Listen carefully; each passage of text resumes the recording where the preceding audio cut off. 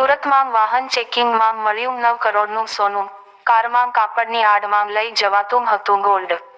સુરતમાં એક તરફ ઇન્ડોર સ્ટેડિયમમાં આજથી દાગીના માટેનું એક્ઝિબિશન શરૂ થયું છે, ત્યારે સુરતમાંથી બહાર સોનાનો જથ્થો લઈ જવામાં આવતો હતો, જેથી પોલીસે વાહન ચેકિંગ દરમિયાન શંકાના આધારે કારમાં તપાસ કરી હતી, જેમાંથી અંદાજે 15 કિલો સોનાનો જથ્થો મળી આવ્યો હતો, જેથી પોલીસે હાલ કાર અને સોનાના જથ્થા સાથે 2 આરોપીઓને ઝડપી લઈને આગળની કાર્યવાહી હાથ ધરી છે।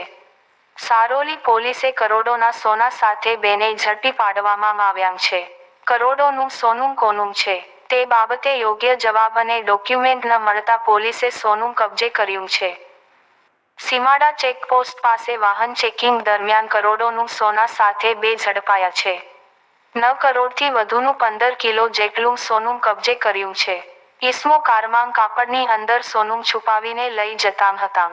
હિરેન ભટ્ટી અને મંજી ધામેલિયા નામના બંનેની પોલીસે ધરપકડ કરી છે।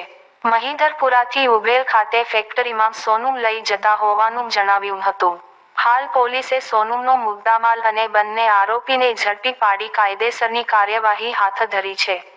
રિપોર્ટર સુનિલ ગાંજાવાલા, સુરત। સારોલી પોલીસ સ્ટેશનની ટીમને નાઇટ રાઉન્ડ દરમિયાન પેટ્રોલિંગમાં હતા એ દરમિયાન બાતમી હકીકત મળેલી કે એક સેલેરીઓ કારમાં અમુક ઈસમો પોતે સોનું સંતાડી અને જનાર છે। એ આધારે સીમાડા ચેકપોસ્ટ ઉપર નાકાબંધી કરી અને સદરુ કારને અટકાવી અને તેની ઝડપી તપાસ કરતા 2 ઈસમો પાસેથી પોતાના પેન્ટ શર્ટની અંદર એટલે કે શર્ટિંગ કરેલું એના અંદરના ભાગમાં પ્લાસ્ટિકની થેલીની અંદર એક ઈસમ પાસેથી 5 પેકેટ અને બીજા ઈસમ પાસેથી 3 પેકેટ એમ સોનું ભરેલે મુદ્દામાલ મળી આવેલો, જેમાં સોનાના નાના મોટા ટુકડાઓ તેમજ સોનાના બિસ્કિટ મળી આવેલા। કુલ 5 અને 3 8 એમ 8 પેકેટો પ્લાસ્ટિકની થેલીમાં મળી આવેલા અને જેની વજન જોતા 14 કિલો અને 700 ગ્રામ, જેની કિંમત 8,57,96,282 તેમજ બંને આરોપી પાસેથી 2 મોબાઈલ તથા સેલેરીઓ કાર જપ્ત કરવામાં આવેલ છે।